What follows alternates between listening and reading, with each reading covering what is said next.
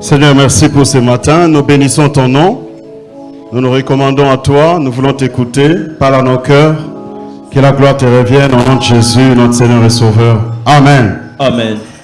Recevez nos salutations au nom puissant de notre Seigneur Jésus. Que Dieu soit loué pour ce premier dimanche du mois de juin. Que Dieu garde et bénisse richement chacun de nous pendant ce mois de juin. Si tu es d'accord, tu peux dire Amen. Amen. Amen. Nous allons partager la parole de Dieu sans plus tarder.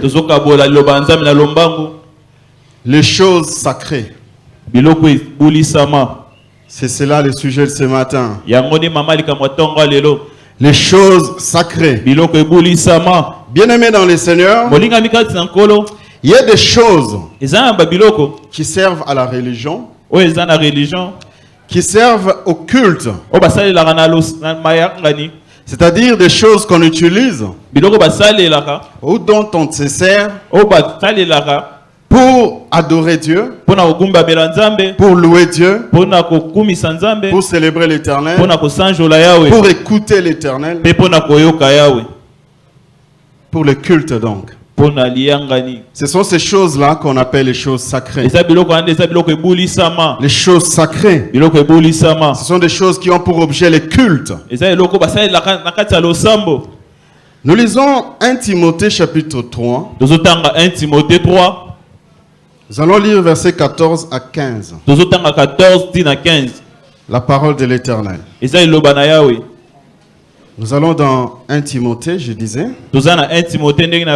Chapitre 3. Nous lisons versets 14 à 15. Je t'écris ces choses avec l'espérance d'aller bientôt vers toi. Mais, afin que tu saches, si je tarde, comment il faut se conduire dans la maison de Dieu, qui est l'église du Dieu vivant. Amen. La colonne et l'appui de la vérité. Amen. Parole de l'Éternel. Merci, veuillez vous rasseoir. Et si c'est bon, nous pouvons acclamer pour la parole de Dieu. Comment il faut se conduire dans la maison de Dieu. Bien-aimé dans le Seigneur, l'apôtre Paul écrit à Timothée, son fils dans la foi. Il lui dit, je t'écris ces choses parce que je vais venir bientôt vers toi. Mais, entre-temps, même si je ne suis pas là, bien-aimé dans le Seigneur, l'apôtre Paul, tu dois savoir comment il faut se conduire, comment il faut se comporter dans la maison de Dieu qui s'appelle l'église du Dieu vivant. L'église est la colonne et l'appui de la vérité. Bien-aimé, merci d'être venu ce matin dans la maison de Dieu. Est-ce que nous pouvons acclamer très fort parce que nous sommes venus dans la maison de Dieu? Dieu te bénisse pour cela. Gloire à Dieu. Mais attention, l'apôtre Paul ici, il était poussé par le Saint-Esprit. Toute écriture est inspirée de Dieu. Parler à l'église d'une manière générale. Ce n'est pas seulement à Timothée. Il lui dit, fais attention Timothée. Quand tu viens à l'église, quand tu entres à l'église, fais gaffe. Sache comment te comporter. Sache comment te conduire. Parce que l'église, ce n'est pas un bar. Ce n'est pas une kermesse. Ce n'est pas une foire. Ce n'est pas un stade. C'est la colonne et l'appui de la vérité. C'est la maison de Dieu et le Dieu qui est vivant. Vous savez, celui qui est vivant, il voit. Un cadavre ne voit plus. Il a les yeux fermés. Mais celui qui est vivant, il voit. Mais est-ce que tu sais que Dieu te voit, Dieu me voit tel que nous sommes ce matin? Parce qu'il est vivant. Nous avons un Dieu qui est vivant au milieu de nous ce matin. Est-ce qu'il est possible d'acclamer la présence du Dieu vivant au milieu de nous ce matin? Il est vivant, bien-aimé. Détrompe-toi. Quelle que soit peut-être la situation que tu traverses, Dieu est vivant. Dieu est vivant. Je répète, Dieu est vivant. Alléluia. Amen. Alors faisons attention quand nous venons à l'église. Avec ce qu'on appelle l'église. Si nous n'en faisons pas bon usage, ces choses qu'on appelle les choses sacrées, si nous ne les traitons pas comme telles, avec respect donc, avec déférence, Dieu à leur rang, c'est-à-dire qui convient à ces choses, nous allons faire ce qu'on appelle la profanation. Nous allons profaner les choses sacrées. Et la profanation, Dieu n'aime pas ça. Nous ne devons pas profaner. C'est-à-dire ne pas respecter, ne pas considérer comme telles les choses sacrées. Nous allons en parler en deux volets. Les choses sacrées. Et que nous ne serons même pas très longs. Dieu va nous conduire, Dieu est en train de nous conduire. Le premier volet, ça sera au niveau de l'église locale. Et au deuxième niveau, ça sera au niveau de chacun de nous, au niveau personnel individuel. Les choses sacrées. Au niveau de l'église, nous commençons. L'église locale. Bien-aimés, retenons ceci. Tout ce qui est de l'église, mobilier et immobilier. Par exemple ici, cet emplacement, tout ce que nous voyons, cette chair, ces micros, la chaise sur laquelle tu es assis, tu es assise.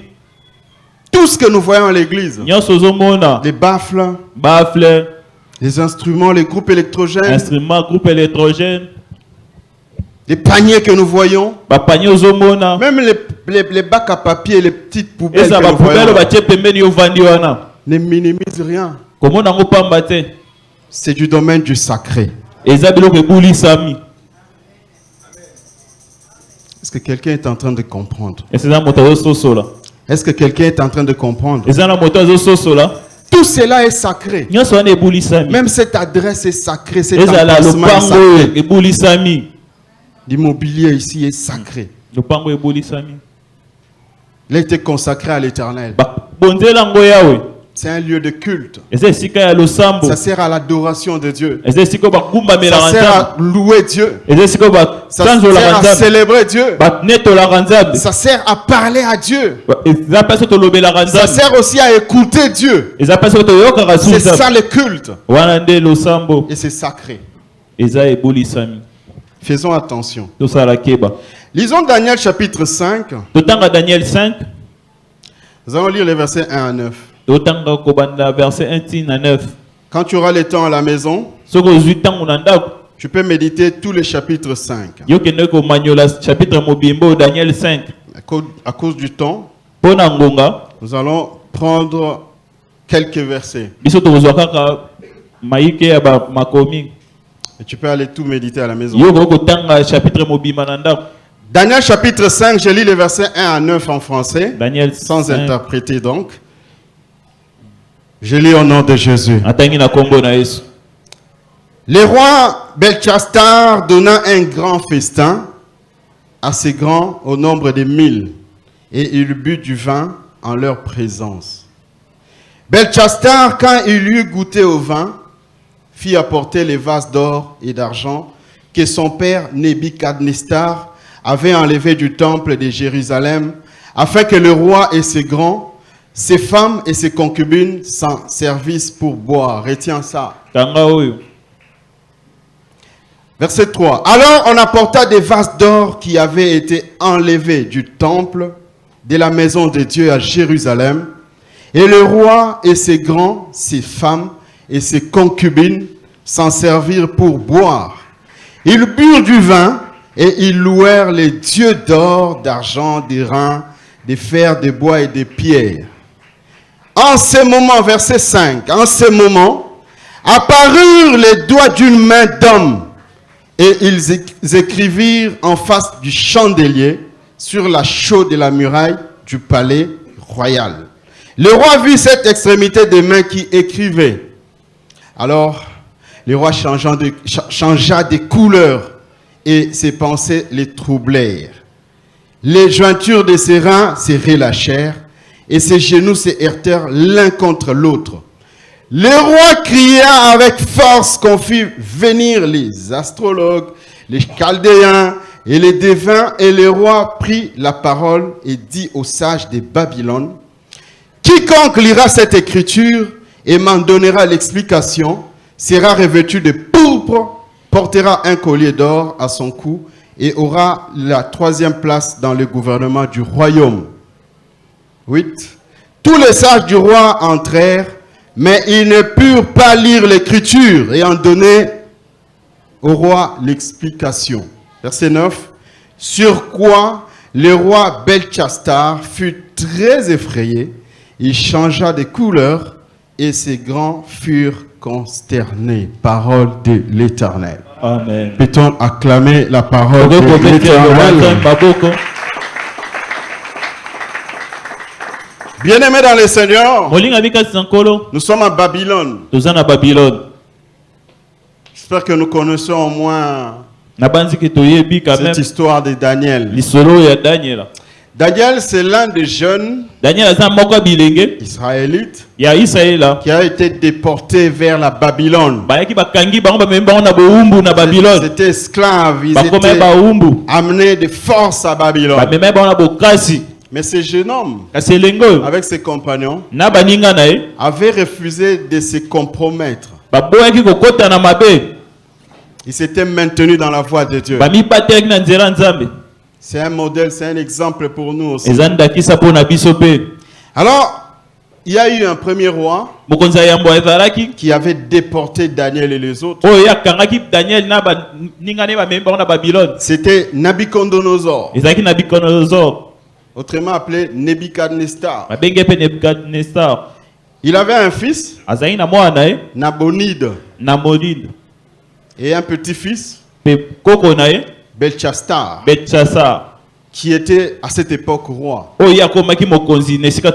selon les recherches, il régnait avec son père qui s'appelait Nabonide.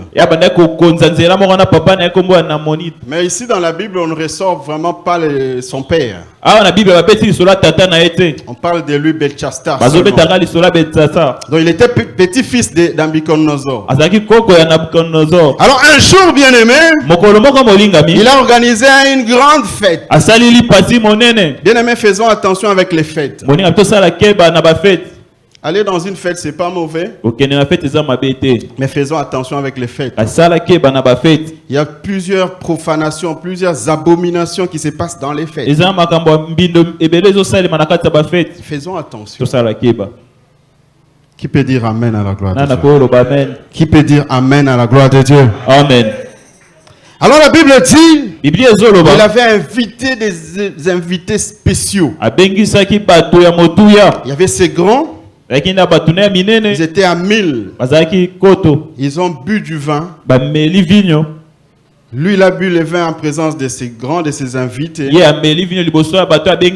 Au verset 2, la Bible dit, quand il a goûté le vin, quelque chose se passe. Bien, mais je ne sais pas si jusqu'aujourd'hui, toi, tu es toujours dans le vin. Papa, maman, mon frère, ma soeur. Nous n'allons pas lire ça. Nous n'allons pas lire. Mais dans Osée chapitre 4 verset 11, ceux qui écrivent peuvent le prendre. La Bible dit ceci. La prostitution, les vins et les mous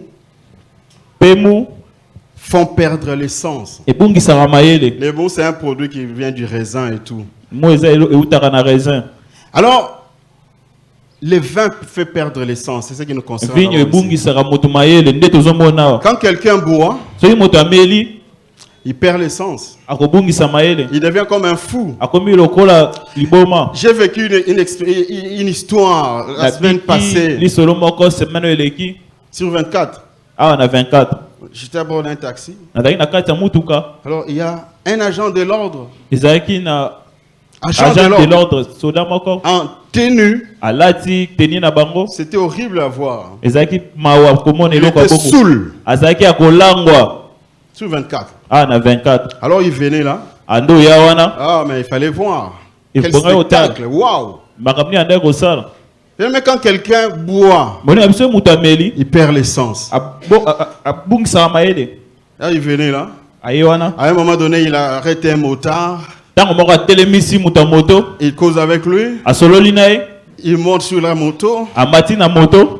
Mais il ne tient même pas la moto. Il ne tient pas la moto. Il ne tient ni le motard. Dis d'abord gloire à Dieu. Est-ce que tu peux dire gloire à Dieu? Est-ce que tu peux acclamer très fort pour le Seigneur? Alors le motard fait démarrer. Tout le monde qui était là lui dit non, fais-le descendre. Tu vas avoir un problème. Le motard le fait descendre. Il continue. Il arrive quelque part là où il y a une station. Il y avait, vous voyez, un mélange ciment avec caillasse, donc avec de l'eau déjà. Les mélanges, ça faisait déjà de la boue. Tout le monde était en train de dévier. Mais lui, il est venu dedans. Avec la tenue. Le vin fait perdre l'essence. Nebuchadnezzar, la Bible dit, il a goûté au vin. Je ne sais même pas pourquoi il peut y avoir un débat sur le vin, sur les boissons alcoolisées. Que les chrétiens doivent ne pas boire. La Bible dit dans Proverbe 23, vin ne soit pas parmi les buveurs. Dans Lévitique 19 à 11. Dieu avait dit à Aaron, toi et tes fils, vous n'allez pas boire du vin. Parce que vous risquez de ne pas distinguer ce qui est pur avec ce qui est impur. Quand on boit, bien aimé, on fait des choses sans contrôle. Alors, emporté par les vins, il demande qu'on apporte les vases d'or, les coupes d'or que son grand-père Nebuchadnezzar avait pris des forces du temple de Jérusalem qu'il avait amené. Et comme il était le roi, personne ne pouvait s'y opposer. On lui apporte ça. Alors lui, avec ses grands, avec ses concubines, avec ses femmes, ils prennent les coupes d'or, d'argent, ils commencent à boire avec. Écoute ça. Chose sacrée. Chose qui vient du temple. Il profane. Alors on lui a apporté. Ils ont bu. Et au verset 5, c'est là où la sentence maintenant commence à tomber. Bien aimé, Dieu est vivant. Dieu n'a pas changé non plus. Tout ce que nous faisons, attention. Posons-nous toujours la question, quelle peut être la conséquence? La Bible dit, en ce moment apparurent les doigts d'une main d'homme. Et on commençait à écrire sur le mur. C'est comme nous sommes là. Nous voyons sous le mur là les doigts d'une main d'homme apparaissent. Nous sommes en pleine fête, imagine-toi. Peut-être que la musique joue. On est en train peut-être de danser. Puis subitement, une main d'homme apparaît et commence à écrire sur la mur. Tout le monde sera curieux de voir. Mais même celui qui dansait, même le DJ qui est là, il va dire mais qu'est-ce qui se passe là? Il peut même arrêter la musique. C'est spécial. Alors la Bible dit, cela avait troublé le roi. Parce que le roi avait vu cette extrémité de mains qui écrivaient. Il a changé de couleur. Ses pensées sont devenues en trouble. Et les jointures de ses reins se sont relâchées. C'est-à-dire il était là. Pouf. Il s'affaisse. Et ses genoux se sont heurtés l'un contre l'autre. Il dit, c'est quoi ça? Du jamais vu. Du jamais vu, mes bien-aimés. Le roi a crié avec force. Il a demandé, mais d'abord cette écriture-là, c'est quoi? Qui peut lire? Et qui peut nous interpréter ça? Ah oui, il a eu une idée dans sa tête. Quand il y a des affaires difficiles, on fait venir les conseillers.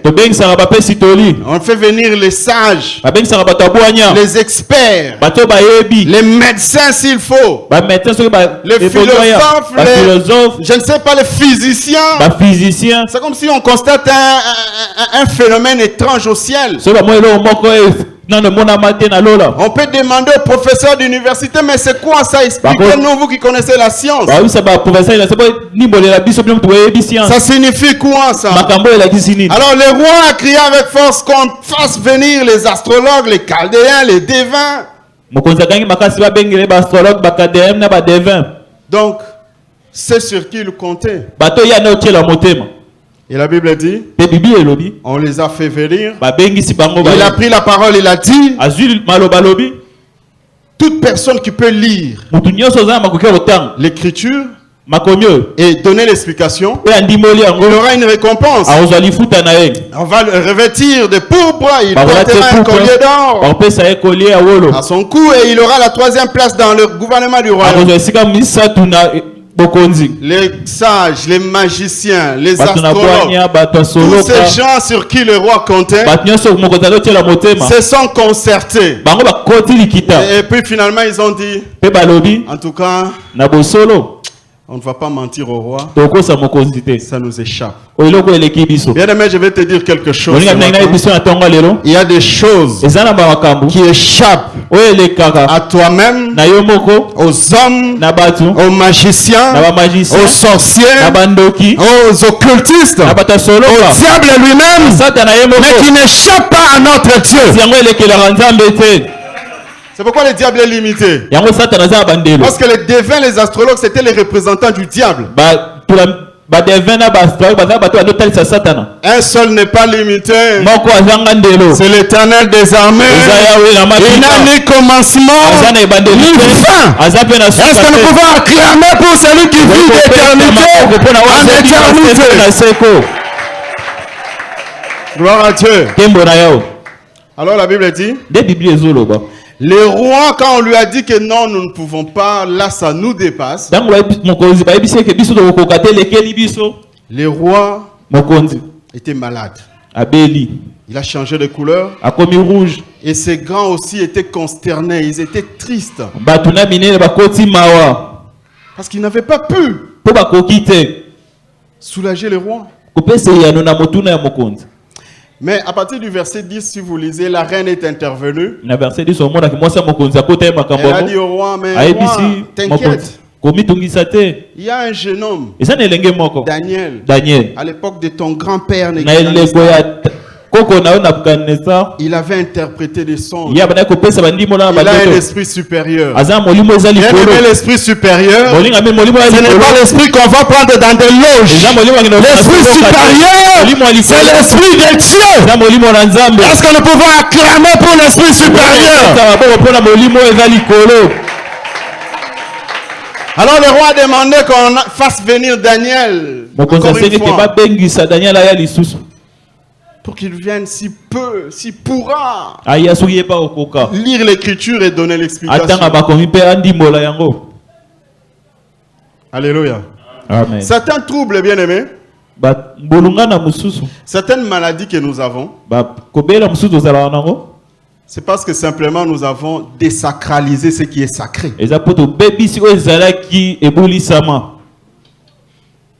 Le roi était malade ici simplement parce qu'il s'était joué avec du sacré.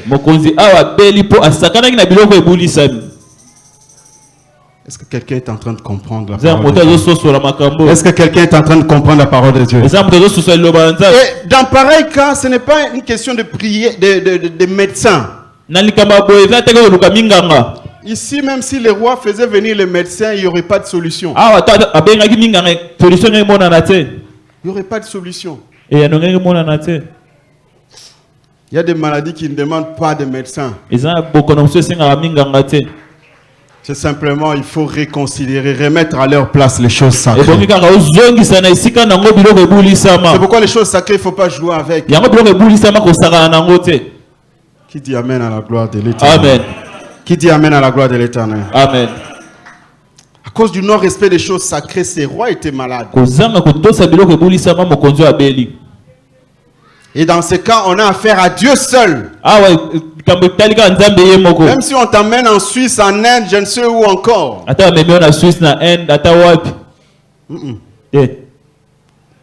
Ça c'est Dieu a bloqué. Alléluia. Amen. Daniel chapitre 5, 17 à 30 maintenant. Daniel 5, on a fait appel à Daniel. Daniel est venu.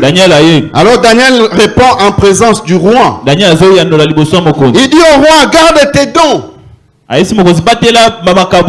accorde à un autre tes présents. Je lirai néanmoins l'écriture au roi et je lui en donnerai l'explication. Bien aimé, je voudrais dire quelque chose ici en passant. Les rois avaient proposé que la personne qui lirait l'écriture et qui en donnerait l'explication aurait un présent, un cadeau, des honneurs, une élévation. Quand on a fait appel à Daniel, Daniel n'a pas tenu compte de ça. Ne soyons pas cupides dans l'œuvre de Dieu. Tu as un don. La Bible dit, tu as reçu gratuitement, donne aussi gratuitement. C'est Dieu qui fait le reste, c'est Dieu qui rémunère. Qui peut acclamer très fort que c'est Dieu qui rémunère. Pour avoir une prophétie, il faut payer. Dieu n'est plus dedans. Qui a compris et dit Amen à la gloire de Dieu. Qui dit Amen à la gloire de Dieu. Pour venir faire la prière à la maison, il faut d'abord m'acheter du lait et du sucre. Dieu n'est plus dedans. Qui a compris peut dire Amen à la gloire de Dieu. Que la parole de Dieu est à la lengue.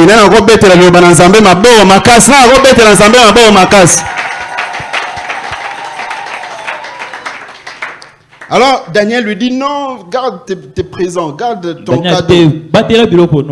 Alors je lis rapidement la suite. Il dit, oh roi, le Dieu suprême avait donné à Nebuchadnezzar ton père. Quand on parle du père ici dans la Bible, dans les Écritures, quand on parle du père, c'est-à-dire enceinte. Alléluia. Amen. C'est pourquoi on dit Jésus-Christ, fils de Amen. Amen. Est-ce que Jésus était issu directement de David? Est-ce que David était un enceinte? Alléluia. Amen. Donc c'était son grand-père ici. Alléluia. Amen.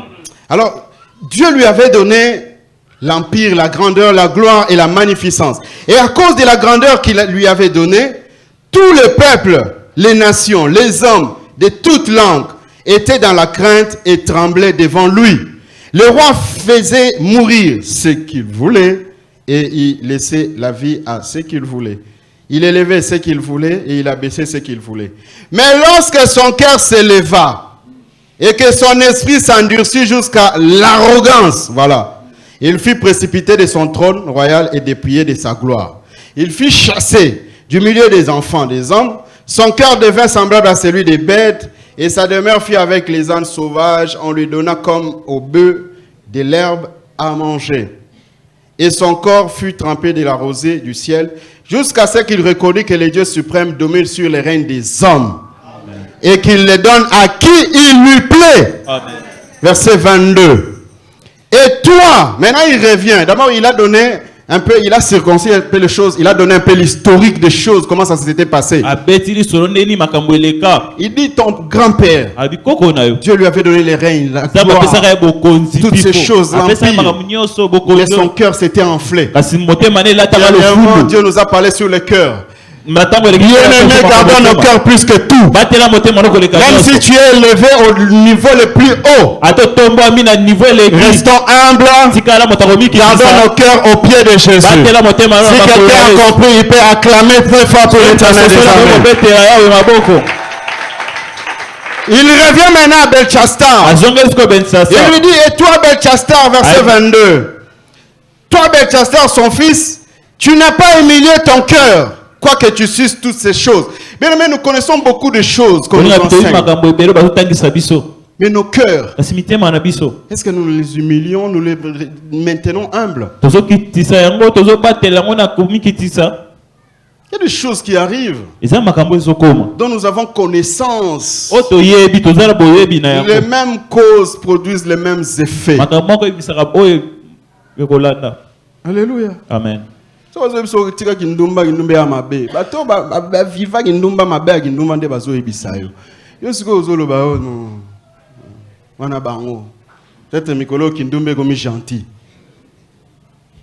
Alléluia. Amen. Alléluia. Amen. Alléluia. Amen. Alléluia. Amen. Alléluia. Amen. Alléluia. Amen. Verset 23. Tu t'es élevé contre le Seigneur des cieux.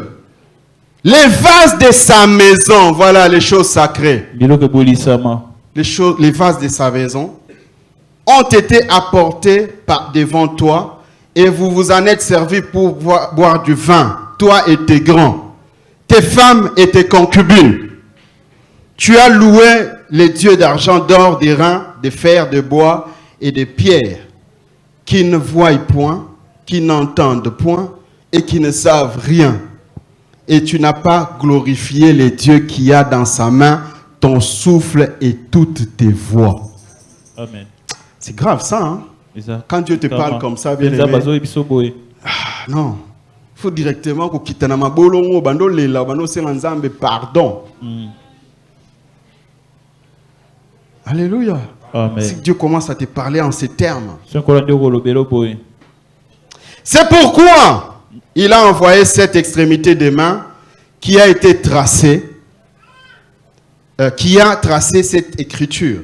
Voici l'écriture qui a été tracée, comptez, comptez, pesez et divisez. Mene, mene, tekel, upasum. Alléluia. Amen. Alléluia. Amen. Il dit, voici l'écriture, c'est simple. Mene, mene, tekel, upasum. Alléluia. Amen. Comptez, comptez, pesez et divisez. Qui acclame pour la parole de l'Éternel qui est dévoilée. Alléluia. Amen. Bon, mene mene tekel upasum, c'est de l'araméen, hein? C'est une des langues. Alléluia. Amen. Il dit c'est ce qui est écrit là. Maintenant l'explication, parce qu'il fallait aussi expliquer. L'explication c'est quoi? Verset 26. Et voici l'explication de ces mots. Comptez, Dieu a compté ton règne et y a mis fin. Ah, ça c'est grave. C'était un royaume. En principe, c'est en famille. Hein? Après le père, c'est l'enfant. L'enfant, c'est l'enfant. Ainsi de suite. Mais Dieu dit, Ton royaume. Mande salinini. Esili. Mande salinini. Esili. Mande salinini. Esili. Tu as été compté, Dieu met fin. Ton mandat est fini. Pesé. Tu as été pesé dans la balance et tu as été trouvé léger. Alléluia. Amen. Vous savez qu'il y a une balance de Dieu. Quand nous allons dans les hôpitaux, nous montons sur la pesée, sur la balance. J'ai 75 kilos, 65, j'ai 100 kilos, 120 kilos. 120. Quand j'ai préparé aujourd'hui, il y a un terme qui m'est venu là en tête. En Chiluba, mouluma wa polondo. C'est-à-dire mobile yanden. Mbinga kilo, mouluma wa polondo. Mais même au cause de la mouluma wa polondo na miso abatu. Mais na balance en Zambé, tu pèses combien? Combien? Qui peut acclamer très fort pour l'Éternel des armées? Qui peut acclamer très fort pour l'Éternel des armées?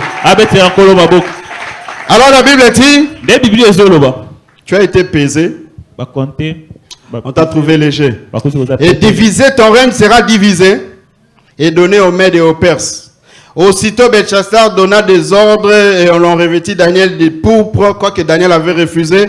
Et on publia qu'il aurait la 3e place dans le gouvernement du royaume. Le verset 30, écoute la conséquence. Verset 30, comme il ne s'est même pas repenti. Comme ce matin, bien-aimé, Dieu te parle, Dieu me parle. Si on se sent redevable, la moindre des choses à faire qui est salutaire pour toi et pour moi, c'est de demander pardon à Dieu. Il est compatissant. Il est lent à la colère. Il est riche en bonté. Qu'avons-nous fait des choses sacrées de Dieu? Cette même nuit, Belchassar, roi des Chaldéens, fut tué. Il était mort. Au niveau de chacun de nous, au niveau individuel, bien-aimé, tu dois savoir que ton corps, mon corps à moi sont sacrés. 1 Corinthiens chapitre 6, le verset 19. 1 Corinthiens 6, 19.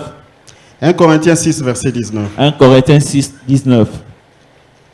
Les choses sacrées ayant de la déférence. Même dans l'usage, bien-aimé. Tu peux être là, tu viens ici, tu trouves peut-être qu'il y a des réunions, bon, vous devez faire la répétition, vous mettez les chaises dehors. Mais dans ta tête, la pensée que ce sont des choses sacrées. Il faut remettre ça en ordre, il faut bien faire usage de ça. Parce que nous n'avons pas assez d'espace ici, peut-être tu peux attendre dehors, mais sache que ce sont des choses sacrées. Même les murs, bien aimé, il ne faut pas écrire, il faut même nos enfants écodissent. Faisons gaffe. Écrire sur le mur. C'est du sacré, faisons attention. 1 Corinthiens 6, verset 9. 1 Corinthiens 6, 19. Verset 19, merci. 6, 19, la Bible dit ceci. Ne savez-vous pas que votre corps est le temple du Saint-Esprit qui est en vous, que vous avez reçu de Dieu et que vous ne vous appartenez point à vous-même? Bien aimé, il faut prendre soin de son corps avec respect et pudeur. Quand tu t'habilles, sache que ton corps est sacré. Qui peut dire amen? Qui est d'accord que son corps est sacré? Qui peut dire amen que son corps est sacré? Quand tu t'habilles, le corps, ce n'est pas pour l'impudicité, ce n'est pas pour la fornication, ce n'est pas pour la prostitution. Ce n'est pas pour faire les piercings.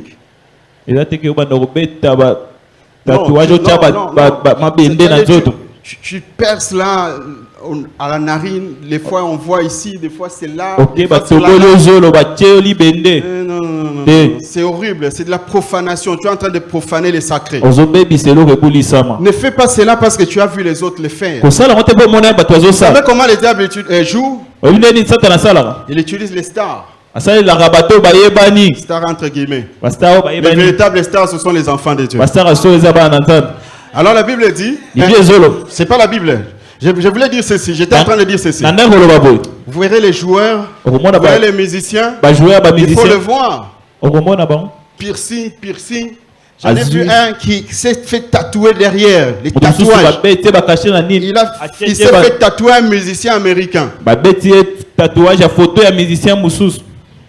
Les joueurs, il faut voir leurs bras. Il faut voir leur torse. Même si les autres font, toi ne le fais pas. Belchastar, même si son grand-père l'avait fait, il avait désacralisé ce qui était sacré. Lui ne devait pas le faire. Alléluia. Amen. Alléluia. Amen. 1 Corinthiens chapitre 3 versets 16 à 17. 1 Corinthiens 3, 16 à 17. Ne savez-vous pas que vous êtes le temple de Dieu et que l'Esprit de Dieu habite en vous? Écoute maintenant la promesse. Est-ce que tu peux dire à mon bien-aimé, ma bien-aimée qui est à tes côtés, bien-aimé, faisons attention avec la promesse. Josué, faisons attention avec la promesse. Vous savez, la parole de Dieu a deux sortes de promesses. C'est pourquoi la Bible dit, la parole de Dieu, elle est plus tranchante qu'il ne peut quelconque à deux tranchants. Alléluia. Amen. Il y a les bonnes promesses de Dieu. Nous irons au ciel, Dieu va nous protéger, il est le bon berger. Et c'est de suite. Mais il y a aussi l'autre côté. Si on ne fait pas attention, la parole de Dieu va te trancher. Entre autres ici. Si quelqu'un détruit le temple de Dieu, Dieu fera quoi? Dieu fera quoi? Le détruira. Car le temple de Dieu est saint.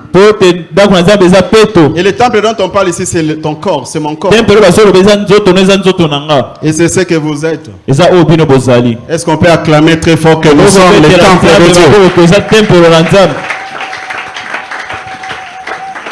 On peut t'apprécier, bien-aimé. Tu es lancé, tu es beau, tu es joli.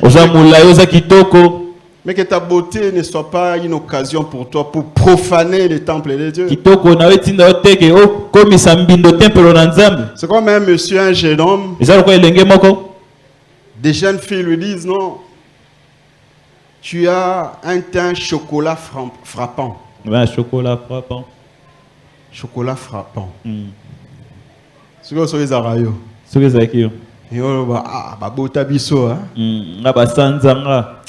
famille na biso bena père na mère sala bena musala. Tu es le temple de Dieu. Est-ce qu'un temple de Dieu peut acclamer très fort pour l'Éternel des armées?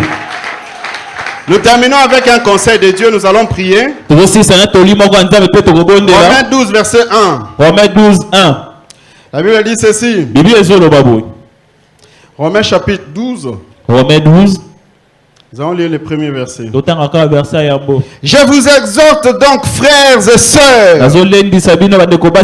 par la compassion de Dieu, à offrir vos corps comme un sacrifice vivant, saint, agréable à Dieu, ce qui sera de votre part un culte raisonnable. Est-ce qu'on peut acclamer que si nous vivons en gardant nos cœurs, nos corps, en étant des temples, des sacrifices saints agréables à Dieu, ce sont des cultes que nous offrons à Dieu, des cultes des gens sensés, des gens intelligents, pas de fous, pas des insensés. S'il y a des gens intelligents ici qui comprennent la pensée de Dieu, ces personnes peuvent acclamer l'Éternel des armées. Incline ta tête. Regarde ta relation avec Dieu par rapport aux choses sacrées. Qu'en est-il?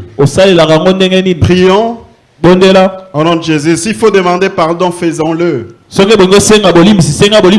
Prions, bien-aimés, au nom de Jésus. Seigneur, merci pour tout ce que tu fais. Merci pour ta parole. Tu voudrais que nous ne puissions pas profaner ce qui est sacré.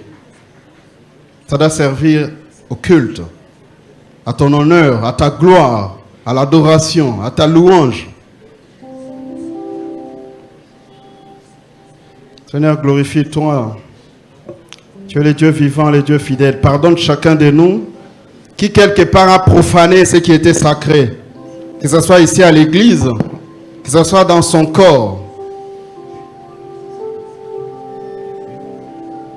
Seigneur de gloire, Seigneur de toute puissance, fais nos grâces. Pardonne. Tu es fidèle.